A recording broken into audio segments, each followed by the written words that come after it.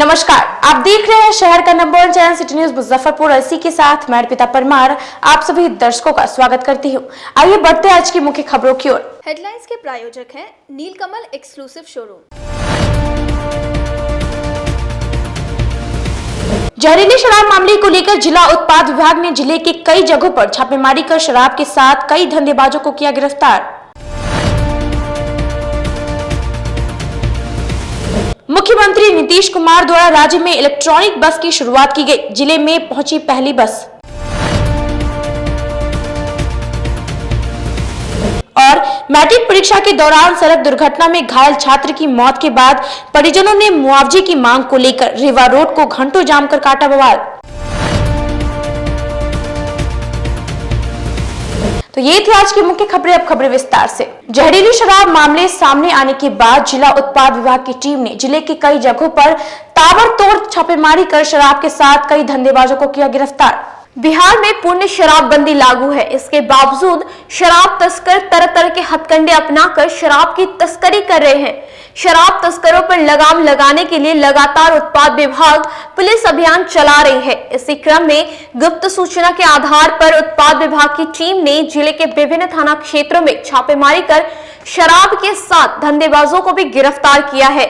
साथ ही मौके से 2 गाड़ी भी जब्त की है। जानकारी के अनुसार उत्पाद अधीक्षक संजय कुमार के निर्देश पर अभिनव कुमार व पिंकी कुमारी के नेतृत्व में टीम गठित कर नगर थाना क्षेत्र के गोला रोड स्थित छापेमारी की गई।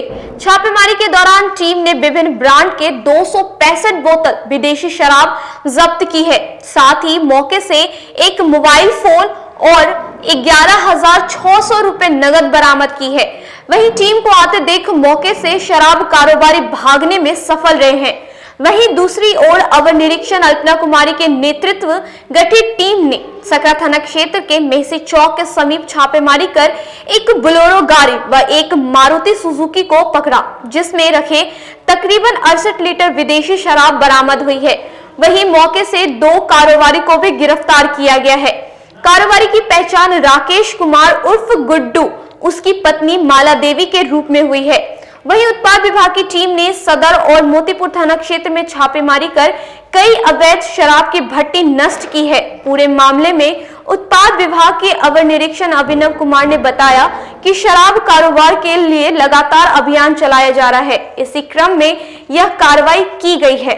शहर के विभिन्न क्षेत्रों में, विभिन्न थाना क्षेत्रों में कार्रवाई की गई, जिसमें सकरा क्षेत्र में महसी चौक के पास एक अभियुक्त है, एक व्यक्ति जिसका नाम राकेश उर्फ गुड्डू है, उसकी 2 गाड़ियों में शराब पाई गई, जिसके आधार पर उसकी दोनों गाड़ियों को जब्त किया गया। उसकी एक छोटी सी गुमटी नुमा दुकान है, वहाँ से भी शराब बरामद हुई, तो उसे भी जब्त किया गया। और दोनों व्यक्ति गुड्डू और उसकी पत्नी दोनों को गिरफ्तार कर उत्पाद थाने लाया गया। ये छापामारी सकरा थाना के सहयोग से की गई। इसके अलावा कल मोतीपुर क्षेत्र के लंगड़ी देवी चौक के पास छापेमारी कर 20 लीटर चुलाई शराब जब्त किया गया और फरार अभियोग दर्ज किया गया। वहीं दूसरे क्षेत्र में कार्रवाई की गई। सदर थाना क्षेत्र के पताही में छापामारी की गई, वहां से लगभग 9 लीटर विदेशी शराब जब्त किया गया। और इसके अलावा कल रात्रि शहर के गोला रोड पे, शहर का मध्य भाग है, वहाँ पर एक आटा और मैदा का थोक विक्रेता है, उसके दुकान पर गुप्त सूचना के आधार पर छापेमारी की गई। समय लगभग रात्रि के 8 बजे का रहा। तो जो गद्दी है उसके पीछे एक परमानेंट रैक बना हुआ था कंक्रीट का, उसमें बहुत ही सलीके से छिपाकर विभिन्न ब्रांडों का विदेशी शराब रखा गया था, जिसे खोजकर जब्त किया गया। और अभियुक्त मौके से फरार मिला। हो सकता है आहट छापेमारी दल की आने की आहट मिल गई हो। तो सभी सामग्री को जब्त किया गया और दुकान को रात्रि के समय सीलबंद किया गया और उसकी गिरफ्तारी के लिए लगातार प्रयास जारी है। कार्रवाई की गई है नगर मामले में? कार्रवाई यही है कि उसके घर पे भी छानबीन की गई, उसके घर पे उत्पाद की टीम गई और इसके अलावा उसके जितने भी मित्र हैं, सगे संबंधी हैं, उसके होने का सुराग लगाया जा रहा है। नगर थाना क्षेत्र में गुप्त सूचना के आधार पर पुलिस ने कई जगहों पर छापेमारी कर अवैध रूप से चल रहे शराब की भट्टी को नष्ट किया। वहीं फरार चल रहे 2 बड़े शराब कारोबारी को भी गिरफ्तार किया है। जिले के 2 अलग अलग थाना क्षेत्रों में जहरीली शराब से हुई आधा दर्जन से अधिक की मौत के बाद जिला पुलिस ने शराबबंदी को लेकर छापेमारी अभियान चलाना तेज कर दिया है। इसी कड़ी में सिकंदरपुर ओपी और नगर थाना की पुलिस ने संयुक्त रूप से सिकंदरपुर ओपी क्षेत्र के वार्ड नंबर 15 झील नगर, लकड़ी ढाई, अखाड़ा घाट सहित कई इलाकों में छापेमारी कर अवैध रूप से चल रहे भट्टी को नष्ट किया। वहीं पुलिस ने गुप्त सूचना के आधार पर पुलिस ने योगिया मठ मोहल्ले में छापेमारी कर भारी मात्रा में शराब सहित एक कारोबारी को भी गिरफ्तार किया है।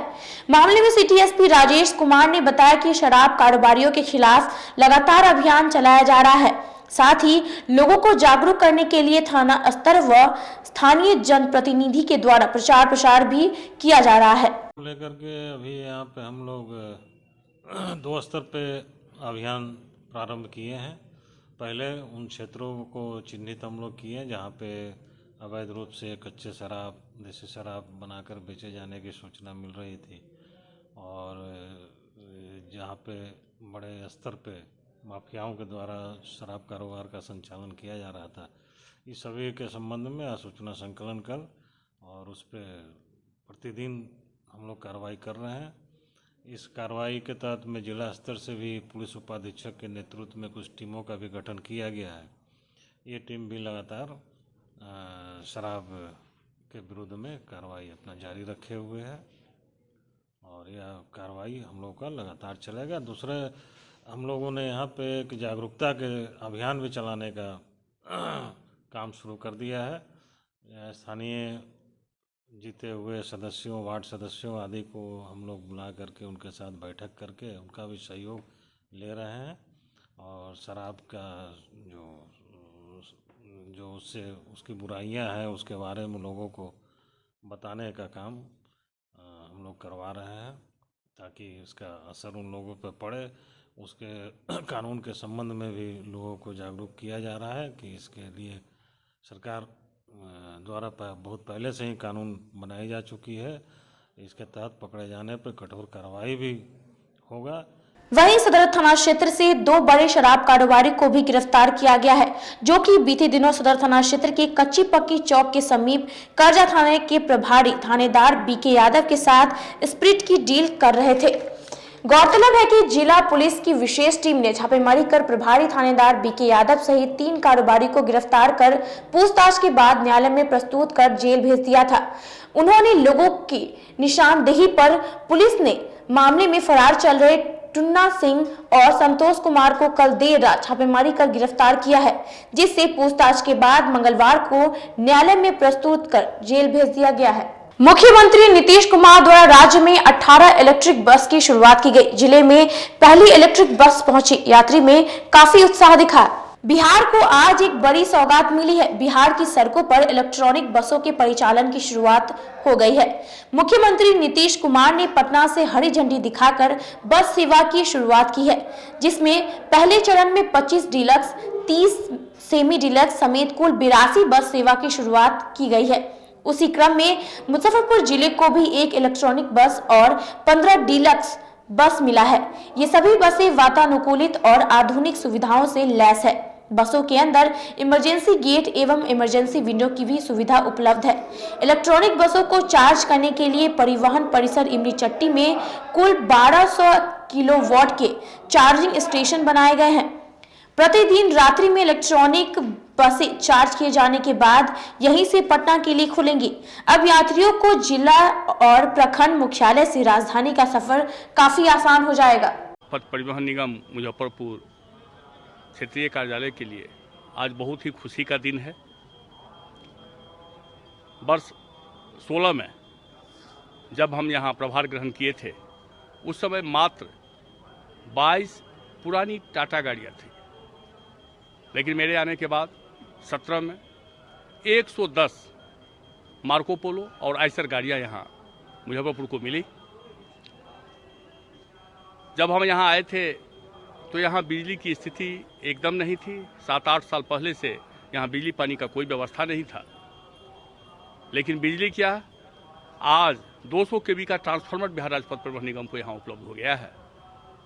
और मेरे लिए तो आज खुशी का दिन है कि हमने कम से कम मुजफ्फरपुर वासियों के लिए मेरे ही कार्यकाल में यहाँ इलेक्ट्रिक बस भी, जो बिहार की धरती पर माननीय मुख्यमंत्री के निर्देशन में परिवहन सचिव श्री संजय अग्रवाल के दूरगामी सोच के चलते आज मुजफ्फरपुर को भी पर्यावरण से मुक्त ये गाड़ियाँ, जिसमें पर्यावरण की कोई संभावना नहीं है, इसमें सीसीटीवी कैमरा लगा हुआ है और बहुत सारी सुविधाएं गाड़ी के अंदर में है। में बहुत सारी सुविधाएं हैं। पैसेंजर सुरक्षा के दृष्टिकोण से भी बहुत सारे स्विच दिया गया है जो कि पैसेंजर को चालक इंडिकेटर द्वारा सतर्क कर सकता है। और यात्रियों की सुविधा के लिए जैसे सीट का फंक्शन भी अच्छा दिया गया है। जैसे इंजन के बारे में आइए तो इंजन में भी बहुत अच्छे अच्छे स्विच दिए गए हैं जो कि अगर कोई तरह का इंजन में तकनीकी खराबी आती है तो वो सिग्नल द्वारा वो जो है मतलब दिखाया जाएगा बोर्ड पे, जो कि चालक उसको तुरंत जो है कंट्रोल करके और रोक सकते हैं। कितने कैमरे बस? 3 सीसीटीवी कैमरे लगाए गए हैं, एक सबसे पीछे है और एक पैसेंजर का पूरा लाइव दिखाया जाएगा। मोबाइल व्यवसायी अभिषेक अग्रवाल हत्याकांड में फरार चल रहे राजेश महतो की पुलिस ने गिरफ्तार किया। पूछताछ के बाद न्यायालय में प्रस्तुत कर भेजा जेल। जिले में बहुचर्चित मोबाइल कारोबारी अभिषेक अग्रवाल हत्याकांड में फरार चल रहे मुख्य आरोपी राजेश महतो को पुलिस ने दबोच लिया है। पुलिस के अनुसार इसी ने इस हत्याकांड में शूटर को हायर किया था। पुलिस ने इस मामले में 4 आरोपी को लूट की रकम, हथियार और 4 मोबाइल के साथ गिरफ्तार कर जेल भेज चुकी है। गौरतलब है कि इसी वर्ष 7 जनवरी को नगर थाना क्षेत्र के बीवी कॉलेजिएट गली में अप्सरा मार्केट के मोबाइल व्यवसायी अभिषेक अग्रवाल को अपराधियों ने गोली मारकर मौत के घाट उतार दिया था, जिसके बाद पूरे इलाके में सनसनी फैल गई थी। घटना के बाद व्यवसायी वर्ग का आक्रोश पुलिस को झेलना पड़ा था। पुलिस द्वारा कांड के उद्भेदन के लिए एसआईटी टीम का गठन किया गया था। हत्या लूट के प्रयास में लूट के क्रम में हत्या की यह घटना थी। अभिषेक अग्रवाल एक मोबाइल व्यवसायी थे जिन्हें पैसा लूटने के क्रम में अपराधियों ने गोली मारकर हत्या कर दी थी। इसमें जो षड्यंत्रकारी की भूमिका में थे और जो भी संलिप्त थे पहले भी इसमें गिरफ्तार होकर के जेल 4-5 जा चुके हैं। एक प्रमुख अभियुक्त इसका राजेश महतो काफ़ी दिनों से फरार चल रहा था। इसी ने गोली मारने वाले शूटर को हायर किया था। घटना का अंजाम दिलवाया गया था इसी के द्वारा और मुख्य रूप से घटना स्थल के इर्द गिर्द भी रह करके इसने घटना का अंजाम दिलवाया था। इसकी गिरफ्तारी हम लोगों द्वारा की गई है, जिसे हम लोग जेल भेज रहे हैं। ये पूर्व में भी 1-2 बार जेल जा चुका है। स्मैक वगैरह का भी कारोबार में लिप्त रहा है पहले, जिसमें जेल गया है। कल भी स्मैक के साथ ही पकड़ा गया है। 7 मार्च को एमपी साइंस कॉलेज में स्वामी सहजानंद सरस्वती की चिंतन शिविर का भव्य आयोजन किया गया, जिसकी जानकारी पूर्व मंत्री ने प्रेस वार्ता के दौरान दी। ब्रह्म ऋषि समाज अपने उच्च आदर्शों को पुनः स्थापित करेगा। आगामी 7 मार्च को महेश प्रसाद सिंह साइंस कॉलेज में स्वामी सहजानंद सरस्वती स्मृति चिंतन शिविर समारोह के जरिए समाज के प्रत्येक लोगों को जोड़ने की कोशिश करेंगे। इसके माध्यम से समाज को फिर से एकजुट करने व कुरीतियों पर अंकुश लगाने की कोशिश करेंगे। ये बातें मंगलवार को पूर्व मंत्री सुरेश शर्मा और पूर्व मंत्री अजीत कुमार ने बीबीगंज स्थित एक आयोजित संयुक्त संवाददाता सम्मेलन में कही। वहीं पूर्व मंत्री सुरेश शर्मा ने कहा कि इतिहास गवाह है, आजादी से लेकर बिहार व देश के विकास में इस समाज की अग्रणी भूमिका रही है। श्री बाबू स्वामी सहजानंद सरस्वती, रामवृक्ष बेनीपुरी, मनियारी महंत जैसे लोग समाज की शोभा बढ़ाने वाले रहे हैं।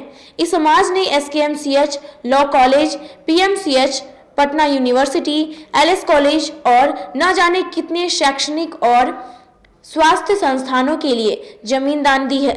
इनके त्याग व बलिदान से इतिहास भरा पड़ा है। उसमें जो हमारी कमियां आई है, उसमें जो हरास हुआ है, उसको कैसे हम मेंटेन करें, उसको फिर पुनः कैसे स्थापित करें। हम शिक्षा के क्षेत्र में, समाज के क्षेत्र में, आज़ादी के क्षेत्र में, व्यवहार के क्षेत्र में हमारा अग्रणी भूमिका रही है। हम याद करते हैं सर गणेश दत्त को, हम याद करते हैं लंगट बाबू को, हम याद करते हैं एक से एक बैकुंठ शुक्ला जी को, जिन्होंने हर क्षेत्र में हमारा जो भूमिका रहा देश की आज़ादी में, श्री बाबू का जो व्यक्तित्व रहा, वो व्यक्तित्व हमारे अंदर अगर कोई कमी आई है तो उसको कैसे हम करेंगे, यह चिंतन का विषय है। और इसमें हम संकल्पित होकर के उन सब चीज़ों को इसके अंदर लाएंगे।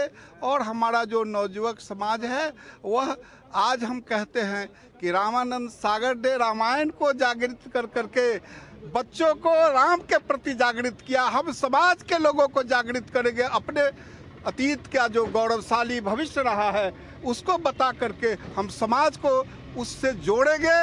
वहीं पूर्व मंत्री अजीत कुमार ने कहा कि क्या चिंतन शिविर ऐतिहासिक होगा, जिसमें पूरे राज्य से ब्रह्म ऋषि समाज के लोग इकट्ठा होंगे और संगठन को मजबूत करेंगे। इस चिंतन शिविर का राजनीति से कोई वास्ता नहीं रहेगा, लेकिन राजनीतिक क्षेत्र के लोग भी इसमें शामिल होंगे। मार्च को मुजफ्फरपुर महेश प्रसाद सिंह साइंस कॉलेज के मैदान में ब्रह्मर्षि समाज का एक बड़ा चिंतन शिविर का आयोजन किया गया है। इस चिंतन शिविर में जिले के 5,000 से अधिक ब्रह्मर्षि समाज के कार्यकर्ता, चिंतक, विचारक शामिल होंगे। कार्यक्रम में बिहार ही नहीं देश के पैमाने के जो ब्रह्मर्षि समाज के बड़े बड़े नेता हैं, चाहे वो सांसद हो, पूर्व सांसद हो, मंत्री हो, पूर्व मंत्री हो, विधायक हो, पूर्व विधायक हो, पार्षद हो, पूर्व पार्षद हो, मुखिया हो, जिला परिषद के सदस्य हो, चाहे वो शिक्षा के क्षेत्र में अग्रगणी भूमिका निभाने वाले हो, स्वास्थ्य के क्षेत्र में हो, कानून के क्षेत्र में हो, व्यवसाय में हो, समाज सुधार के कार्यक्रमों में हो, हर क्षेत्र में, कृषि में हो, हर क्षेत्र के लोगों को इसमें आमंत्रित किया गया है। 15 मार्च से बिहार में सभी रूटों के लिए बसों की किराए में 25 से 30% तक की वृद्धि की जाएगी, जिसकी जानकारी बिहार मोटर फेडरेशन के अध्यक्ष ने दी। बढ़ती पेट्रोल और डीजल की कीमतों को लेकर बिहार मोटर ट्रांसपोर्ट फेडरेशन ने 15 मार्च से बसों के किराए में वृद्धि का ऐलान किया है। सभी रूटों के किराए में 20 से 30% तक की वृद्धि की जाएगी। बिहार मोटर ट्रांसपोर्ट फेडरेशन के अध्यक्ष उदय शंकर प्रसाद सिंह ने कहा कि डीजल और पेट्रोल की कीमतों के अलावे टोल टैक्स तथा बसों के उपकरणों की कीमतें में भी काफी वृद्धि आई है, जिसको लेकर बसों के किराए में भी वृद्धि की गई है। बढ़ोतरी के लेके बिहार और झारखंड से भी वहाँ के भी अध्यक्ष से संपर्क किया गया था और डीजल में पार्ट्स का, टायर का, ये सब में बढ़ोतरी हो जाने के कारण टोल पर, लॉकडाउन के पीरियड में टोल पर भी बढ़ोतरी हुआ। तो ऐसे स्थिति में ट्रांसपोर्टर के पास दूसरा विकल्प नहीं था और सारे ट्रांसपोर्टर से पूरे बिहार के, झारखंड के भी जो वहाँ के अध्यक्ष है संपर्क बना के और उसके बाद ये हम बढ़ोतरी 14 तारीख के मध्य रात्रि से बिहार मोटर ट्रांसपोर्ट फेडरेशन द्वारा 25% का बढ़ोतरी किया गया है। इसका सूचना माननीय मुख्यमंत्री बिहार, मुख्य सचिव Bihar, transport minister Bihar, transport secretary Bihar, transport commissioner Bihar एवं बिहार के सभी प्रमंडलीय आयुक्त को भी, उन लोगों को भी इसका सूचना दे दिया गया है।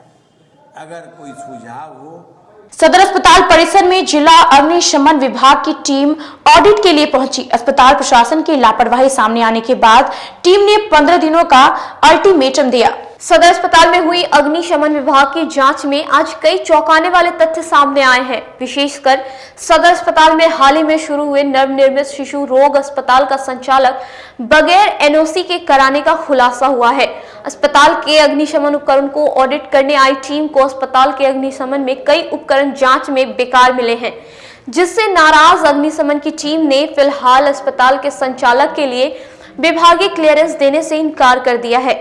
टीम ने अस्पताल प्रबंधक को संबंधित गड़बड़ी को दूर करने के लिए 15 दिनों की मोहलत दी है। सदर अस्पताल में लगी इलेक्ट्रॉनिक पंप और डीजल पंप में बिना किसी प्रकार के कनेक्शन किया गया था, जो कि बेहद ही गंभीर और किसी बड़ी दुर्घटना को न्योता देने वाला था, जिसको लेकर जांच उपरांत 15 दिनों में ठीक कराने के आदेश दिए गए हैं। जानकारी के अनुसार बीते दिनों सदर अस्पताल परिसर में यूनिसेफ ऑफिस में लगी आग के बाद बड़ी खामी पाई गई थी, जिसके बाद जिला प्रशासन ने मामले में कमियां को देखते हुए अब अग्निशमन विभाग को मामले में जांच किए जाने के साथ रिपोर्ट देने के लिए कहा था।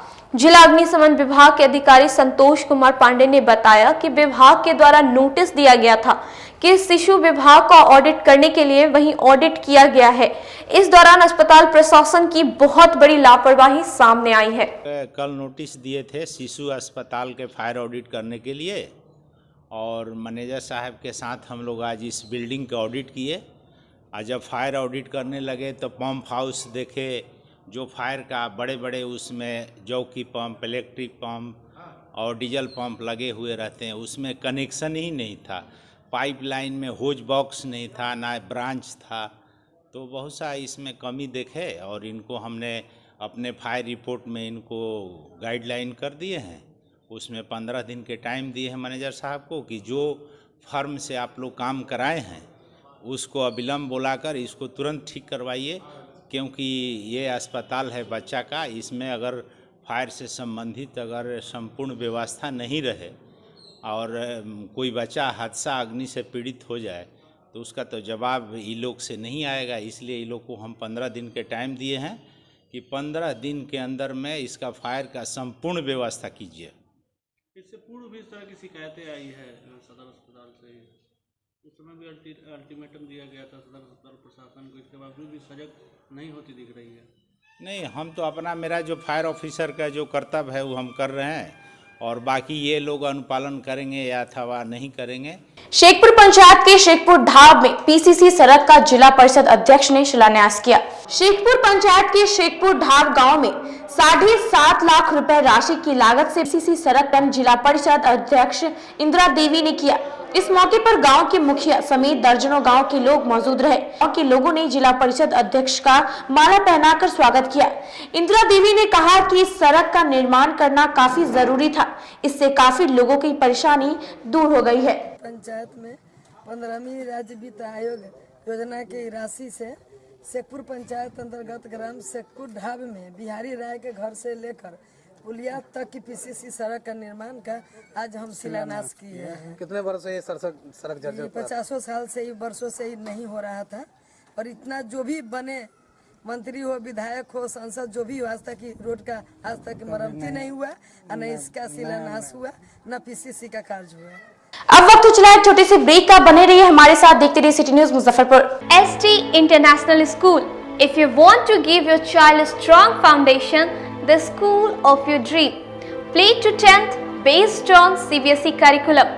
हमारे यहाँ अनुभवी एवं प्रशिक्षित शिक्षकों द्वारा बच्चों के देखभाल के साथ स्मार्ट क्लास द्वारा शिक्षण की सुविधा है। कक्षा 1 से 10 तक कंप्यूटर की मुफ्त शिक्षा के अलावे छात्र एवं छात्राओं के संगीत तथा नृत्य की शिक्षा की भी व्यवस्था है। पूरा स्कूल CCTV कैमरे से लैस है। स्कूल में बच्चों का नामांकन फ्री किया गया है। हमारे यहाँ अपने बच्चों के उज्जवल भविष्य के लिए जरूर पधारें। हमारा पता है बांध road, Shekhpur Akhara Ghat, Muzaffarpur. Our contact number is 8757652616 and 9955132616। हमारे स्कूल का कुछ मेन फीचर्स है, जैसे बच्चों की देखभाल करना। हमारे यहाँ पुस्तकालय वगैरह की पूरी अच्छी तरीके से व्यवस्था है। क्लासरूम सारा बना हुआ है। CCTV कैमरे से हमारा क्लासरूम डेकोरेटेड है। सिक्योरिटी के भी विजन से हमारा क्लासरूम बहुत प्रोटेक्टेड है। हमारे यहाँ जो भी शिक्षक शिक्षिकाएं आई हैं पढ़ाने के लिए, वो काफ़ी वेल एडुकेटेड हैं और वेल वर्स्ड भी हैं। हमारा विद्यालय भी चारों तरफ से बना हुआ है। हमारे यहाँ लैब बहुत अच्छे से बना हुआ है। कंप्यूटर की फ्री शिक्षा हम इस बार इसको दे रहे हैं। हमारे यहाँ नामांकन प्रारंभ है।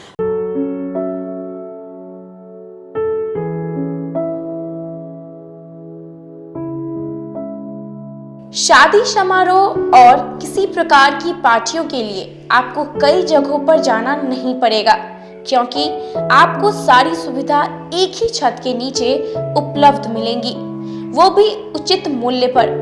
0 माइल दादर मेन रोड स्थित आयुष्मान उत्सव पैलेस में अत्याधुनिक समारोह की व्यवस्था की गई है। यहाँ फुली एसी हॉल रूम और पार्किंग की व्यवस्था है, साथ ही डेकोरेशन और कैटरिंग की भी सुविधा है।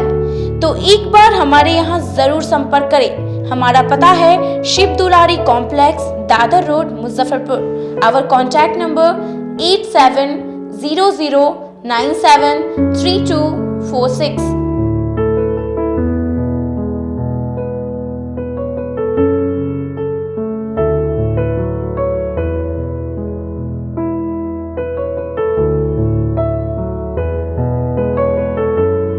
मुजफ्फरपुर की शान और अपने कलाकृतियों से बॉलीवुड के स्टारों में अपनी पहचान बना चुका बाबा की दुकान लहठी भंडार पिछले 50 वर्षों से आपके पसंद का ख्याल रखती है। यहाँ से लाह की बहुरानी सेट बॉलीवुड की स्टार ऐश्वर्या राय ने अपनी शादी में पहनी थी। यहाँ से राजनीतिक गलियारों के नामचीन चेहरों की दुल्हन भी सजी थी। हमारे यहाँ शादी सेट, बहुरानी सेट, जयमाला सेट, लाह के फैंसी आइटम कुशल कारीगरों द्वारा निर्मित कराई जाती है।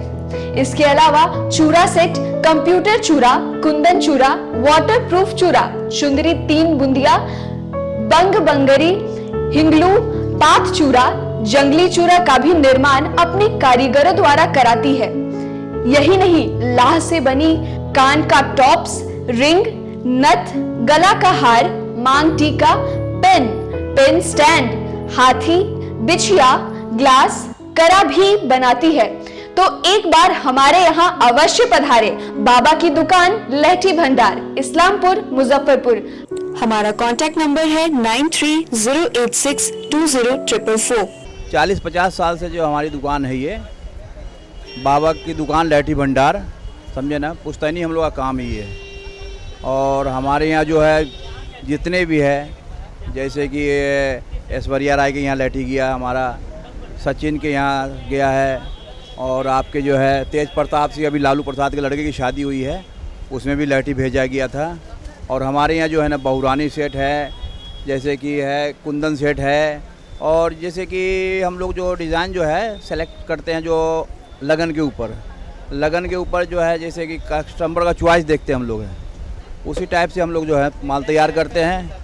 और कलर है मैचिंग, हमारे यहाँ सबसे विशेषता है कि हर तरह के लहंगे का जो है ना मैचिंग तुरंत हैंड टू हैंड हम लोग लगा के दे देते हैं।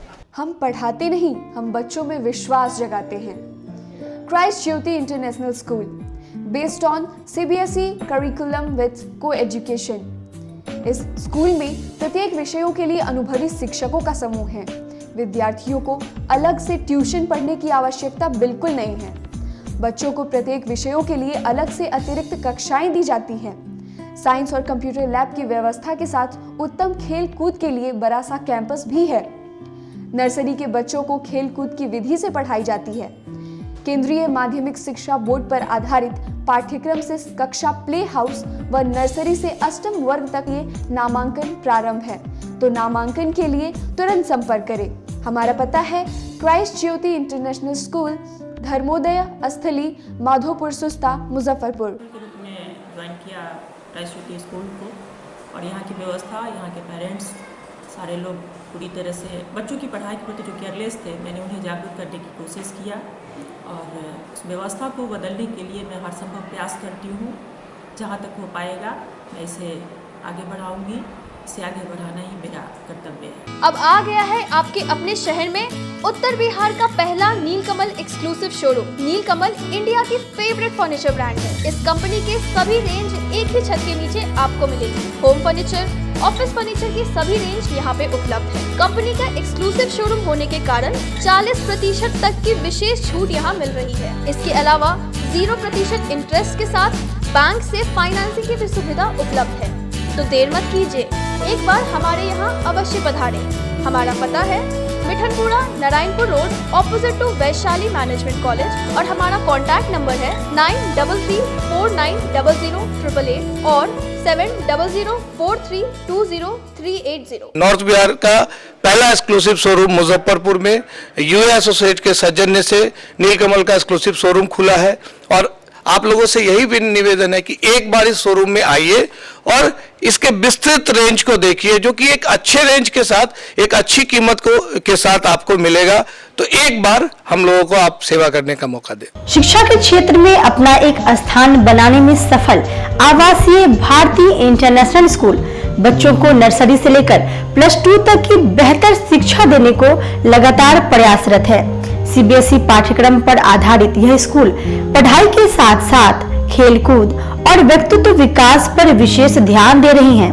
हमारी मुख्य विशेषताएं हैं छात्राओं के लिए हॉस्टल की व्यवस्था, अनुभवी एवं प्रशिक्षित शिक्षकों द्वारा बच्चों की देखभाल, स्पोर्ट्स और आत्मरक्षा की भी तैयारी दी जाती है। प्रत्येक कक्षा में स्मार्ट क्लास द्वारा शिक्षण की सुविधा, सुसज्जित पुस्तकालय की व्यवस्था, कक्षा 1 से कक्षा 10 तक कंप्यूटर की मुफ्त शिक्षा, सुसज्जित विज्ञान प्रयोगशाला, छात्र एवं छात्राओं के लिए संगीत तथा नृत्य की शिक्षा की अलग अलग व्यवस्था है। अंग्रेजी बोलने की कला की शिक्षा, सीसीटीवी कैमरे से सुसज्जित विद्यालय। तो हमारा पता याद रखें, हमारा पता है Awasiya Bharti international school, main road NH57, Ahiyapur, Muzaffarpur. और हमारा कॉन्टेक्ट नंबर है 7970919864 या फिर आप डायल कर सकते हैं 9931273960 या फिर आप हमें कॉल कर सकते हैं 9525587370 पर।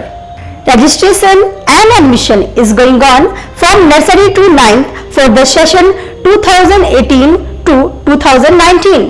क्लास 11th का रजिस्ट्रेशन 1 जून से प्रारंभ होगा और वर्ग में सीटें सीमित है। 10th बोर्ड में 60% और उससे अधिक अंक वाले छात्र छात्राओं को नामांकन में प्राथमिकता दी जाएगी। शिक्षा के क्षेत्र में अपना एक स्थान बनाने में सफल आवासीय भारती इंटरनेशनल स्कूल बच्चों को नर्सरी से लेकर +2 तक की बेहतर शिक्षा देने को लगातार प्रयासरत है। सीबीएसई पाठ्यक्रम पर आधारित यह स्कूल पढ़ाई के साथ साथ खेलकूद और व्यक्तित्व विकास पर विशेष ध्यान दे रही हैं। हमारी मुख्य विशेषताएं हैं छात्राओं के लिए हॉस्टल की व्यवस्था, अनुभवी एवं प्रशिक्षित शिक्षकों द्वारा बच्चों की देखभाल, स्पोर्ट्स और आत्मरक्षा की भी तैयारी दी जाती है। प्रत्येक कक्षा में स्मार्ट क्लास द्वारा शिक्षण की सुविधा, सुसज्जित पुस्तकालय की व्यवस्था, कक्षा 1 से कक्षा 10 तक कंप्यूटर की मुफ्त शिक्षा, सुसज्जित विज्ञान प्रयोगशाला, छात्र एवं छात्राओं के लिए संगीत तथा नृत्य की शिक्षा की अलग अलग व्यवस्था है। अंग्रेजी बोलने की कला की शिक्षा, सीसीटीवी कैमरे से सुसज्जित विद्यालय। तो हमारा पता याद रखें, हमारा पता है Awasiya Bharti international school, main road NH57, Ahiyapur, Muzaffarpur. और हमारा कॉन्टेक्ट नंबर है 7970919864 या फिर आप डायल कर सकते हैं 9931273960 या फिर आप हमें कॉल कर सकते हैं 9525587370 पर। Registration and admission is going on from nursery to 9th for the session 2018 to 2019. Class 11th का रजिस्ट्रेशन 1 जून से प्रारंभ होगा और वर्ग में सीटें सीमित है। 10th बोर्ड में 60% और उससे अधिक अंक वाले छात्र छात्राओं को नामांकन में प्राथमिकता दी जाएगी। ब्रेक के बाद आपका फिर से स्वागत है। बढ़ते अगली खबरों की ओर। मैट्रिक परीक्षा के दौरान दुर्घटना में घायल छात्र की मौत हो गई, जिसके बाद मुआवजे की मांग को लेकर परिजनों ने रिवर रोड को जाम कर प्रदर्शन किया। सड़क दुर्घटना में घायल मैट्रिक छात्रा की मौत के बाद ग्रामीणों ने सदर थाना क्षेत्र के रिवर रोड को जाम कर घंटों बवाल काटा। दरअसल 22 फरवरी को चंचल कुमारी अपने भाई के साथ बाइक से मैट्रिक की परीक्षा देने चांदनी चौक से परीक्षा केंद्र जा रही थी। तभी एक तेज रफ्तार बाइक सवार उनकी बाइक को धक्का मार दिया, दुर्घटना के बाद बाइक सवार भागने में सफल रहा। वहीं घायल चंचल कुमारी और उसके भाई को स्थानीय लोगों ने इलाज के लिए एक निजी अस्पताल में भर्ती कराया, जहां चंचल की हालत खराब होने पर एसकेएमसीएच रेफर कर दिया गया। इलाजरत छात्रा की मौत मंगलवार को हो गई है। आक्रोशित परिजनों ने मुआवजे की मांग को लेकर मृतका के शव को सड़क पर रखकर सड़क जाम कर दिया। वहीं मृतका के पिता मंटुन राम ने बताया कि मैट्रिक की परीक्षा देने अपने घर से निकलने पर थोड़ी देर बाद ही सूचना है कि उनकी बेटी की दुर्घटना हो गई है। इसे निजी अस्पताल में भर्ती कराया गया है। एक सप्ताह के लगभग अस्पताल में रखने के बावजूद भी स्थिति में सुधार नहीं हुआ तो अस्पताल में एसकेएमसीएच रेफर कर दिया, जहां बेहतर इलाज न होने से आज उनकी बेटी की मौत हो गई। साइकिल से वहाँ जा रहा था, मोटरसाइकिल उसको जहाँ धक्का मार के भाग गया। बच्ची में गिर गया, बच्ची को घिसिया पूरा रोड पर ऊपर हो गया, टाने पर चक्कर। कब की घटना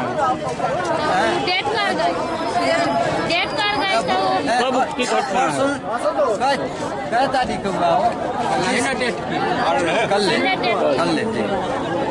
आज क्या किए हैं आप लोग?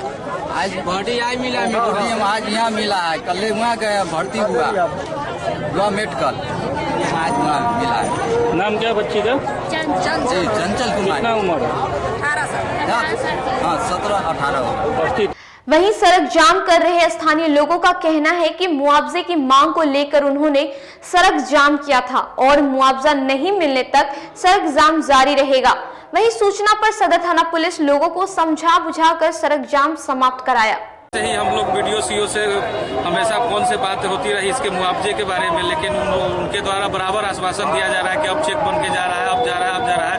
लोग आतुर होकर हम लोग मेडिकल से आने के बाद जब उनके तरफ से कोई कार्रवाई नहीं हुई तो हम लोग रोड जाम किए हैं इसके मुआवजा के मांग के लिए। जो सरकारी मिलता है 4 लाख रुपया हो और 20,000 जो वीडियो जी की तरफ से मिलता है 100, इनको मुआवजा मिल जाए इस गरीब आदमी को।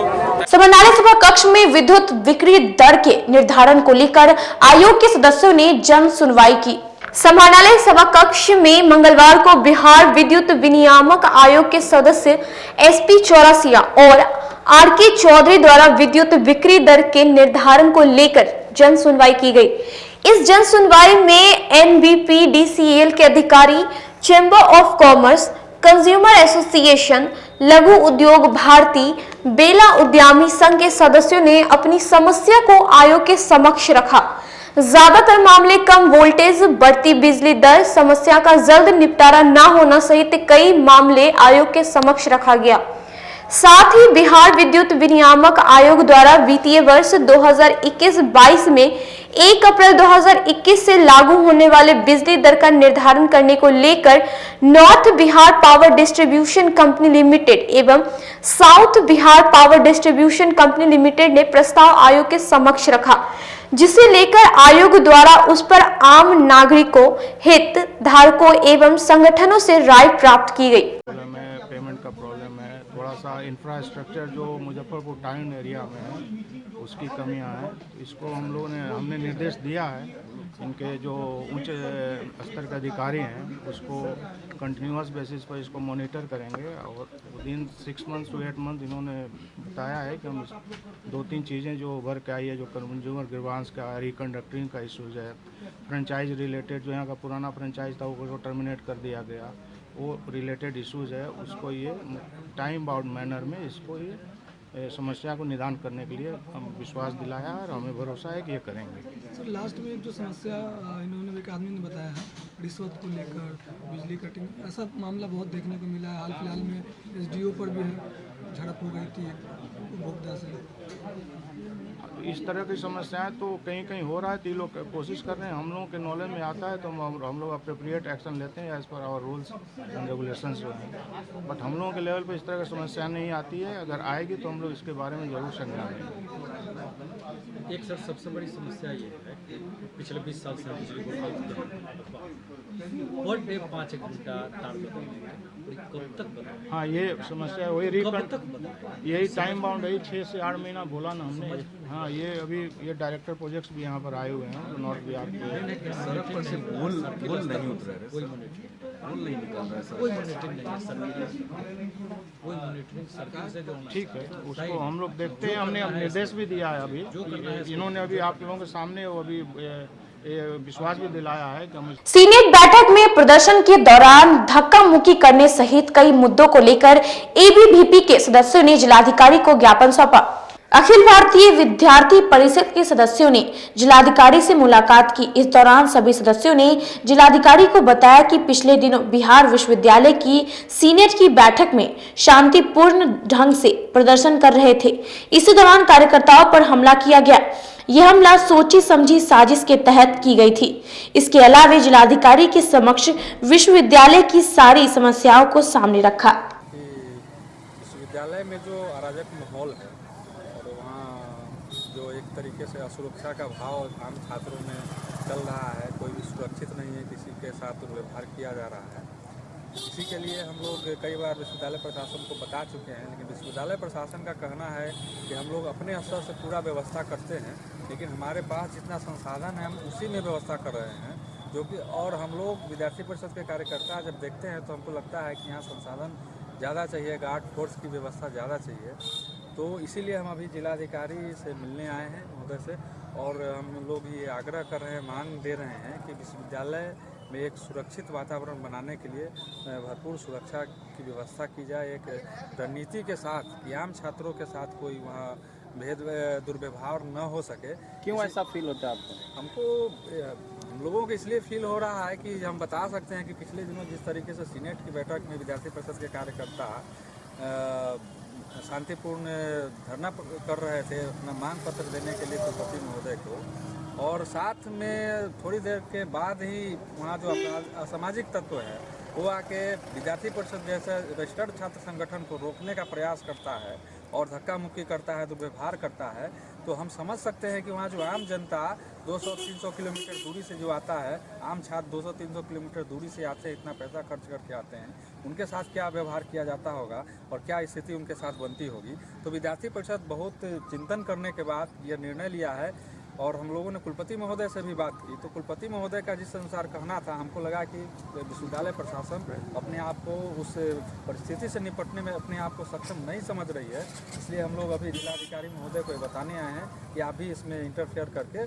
और वहाँ की व्यवस्था को ठीक करिए, और ताकि ठीक ढंग से विश्वविद्यालय चल सके और वहाँ के छात्र अपने आप को सुरक्षित महसूस कर सकें। नगर निगम सभागार में नगर आयुक्त द्वारा वित्तीय वर्ष को लेकर निगम कर्मचारियों के साथ बैठक की गई। नगर निगम कार्यालय परिसर स्थित सभागार में मंगलवार को नगर आयुक्त विवेक रंजन मैत्री की अध्यक्षता में अपर नगर आयुक्त विशाल आनंद और उप नगर आयुक्त हीरा कुमार सहित अन्य निगम कर्मचारियों के साथ बैठक संपन्न हुआ।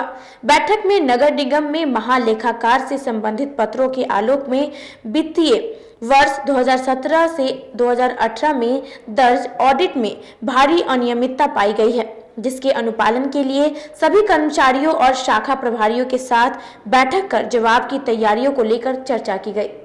दिनों से मुजफ्फरपुर नगर निगम में महालेखाकार से संबंधित जो पत्र प्राप्त हुआ था, उसमें कई तरह के आपत्ति दर्ज किए गए हैं 2017-18 के ऑडिट की रिपोर्ट में।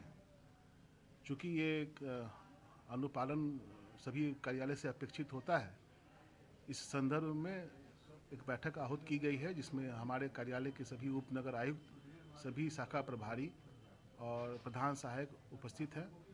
और हम लोगों ने जो नगर आयुक्त महोदय के आदेश के आलोक में जो हम लोग को काम करना है कि इसका कंप्लायंस अविलंब करवाया जाए, और जो भी आपत्ति दर्ज की गई है महालेखाकार के द्वारा, उसके जवाब में जो हम लोग को इस ऑफिस से जो जवाब भेजना है, वो उसकी भी तैयारी हम लोग को करनी है। इस संदर्भ में आज बैठक बुलाई गई है, और हम लोग बहुत ही संजीदगी से इस विषय को हम लोग रिजॉल्व करने का प्रयास कर रहे हैं। आज के लिए बस इतना ही। कल फिर हाजिर होंगे कुछ नई खबरों के साथ। तब तक के लिए मुझे और मेरी पूरी न्यूज टीम को दीजिए इजाजत। नमस्कार।